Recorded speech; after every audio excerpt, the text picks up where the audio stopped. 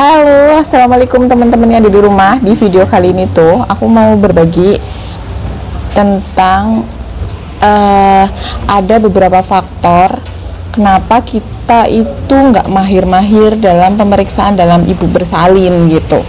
Karena aku tuh pernah bikin ya tentang pemeriksaan dalam ibu bersalin, dan ternyata banyak bidan yang kepo gitu, khususnya tuh bidan-bidan yang baru lulus gitulah gitu. Nah di situ tuh aku mikir, oh ternyata banyak ya yang kayak senasib sama aku gitu, yang dulu aku kan yang baru lulus bidan lah, pernah mengalami hal itu gitu.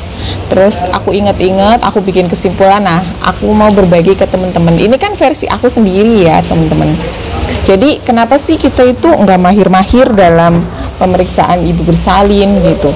Ada dua faktor sebenarnya. Ini hal yang sepele, tapi kalau misalkan memang kita itu mengalami hal ini, itu biasanya kita itu emang nggak mahir-mahir dalam melakukan VT gitu. Yang pertama itu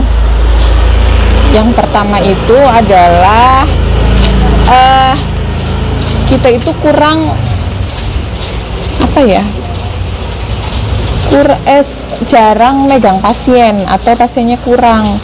Jadi buat teman-teman yang baru lulus bidan, kalau misalkan nih ya teman-teman ternyata belum kerja atau di pekerjaan itu partusnya kurang, itu mendingan solusi dari aku ya, lebih baik kalian itu collab sama BPM terdekat. Jadi bisa kalian datengin, misal kalian bilang nih, Bu Bidan gimana kalau misalkan memang ada partus aku di calling kayak gitu, boleh nggak kayak gitu. Nah dari situ kan kalian pasti dari sini dipanggil, dari situ dipanggil kan gitu. Jadi kalian itu kan banyak megang pasien.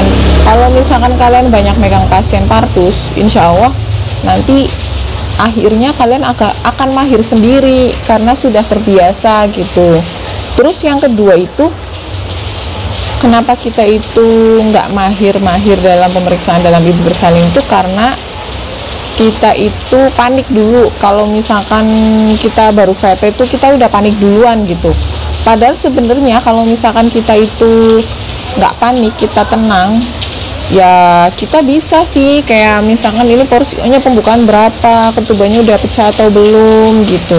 Tapi karena kita panik duluan, kita tuh karena kita ekspektasinya gini, kalau misalkan yang baru ya, kalau misalkan kita baru VT gitu tuh ekspektasinya kita begitu jari masuk terus kita langsung meraba porsio kayak gitu loh ekspektasi kita. Padahal realitanya kan nggak kayak gitu ya Bambang ya, konsepnya nggak kayak gitu loh.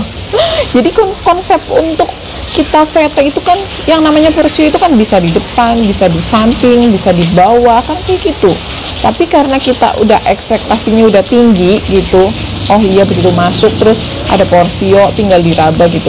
Nah pada saat kita itu udah masuk ternyata nggak nemu porsio, kita tuh udah panik. Walaupun di luar itu kita tuh kayak kelihatan masih tenang, tapi kan di dalam hati kan kita udah jeduk kok nggak ketemu ya kayak gitu kan. Nah kita itu udah panik. Nah dari rasa panik itu biasanya udah deh langsung ngeblank kita, jadi kita nggak tahu itu pembukaan berapa kayak gitu karena kita udah ngeblank duluan, udah panik duluan.